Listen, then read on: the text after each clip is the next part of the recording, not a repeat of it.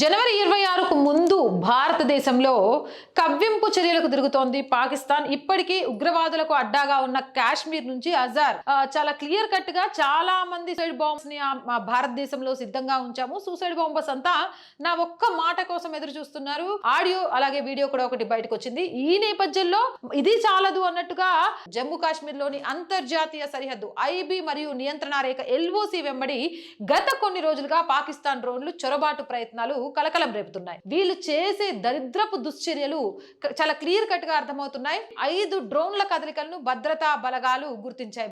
ఏదో చెయ్యాలి, భారత్ లో మళ్ళీ ఒక అలజడి సృష్టించాలి. ఆ అలజడి ద్వారా డీప్ స్టేట్ తో భారత్ ని అస్తిత్వం చేయాలి. నౌషార్ సెక్టర్ లోని గనియా కల్సియన్ గ్రామం వద్ద డ్రోన్ కనిపించగానే భారత సైన్యం లైట్ మిషన్ గన్లతో కాల్పులు జరిపింది. దీన్నే ఎల్ఎంజీ అంటారు. డ్రోన్ల ద్వారా ఆయుధాలను అందిస్తుంది అనే విషయం ఇక్కడ దొరికిన వాటి ద్వారా చాలా క్లియర్ గా అవుతుంది. డ్రోన్ ద్వారా 2 పిస్టల్స్, 3 మ్యాగజైన్లు, ఒక గ్రెనేడ్ వదిలేస్తే దాన్ని భద్రతా దళాలు స్వాధీనం చేసుకున్నాయి.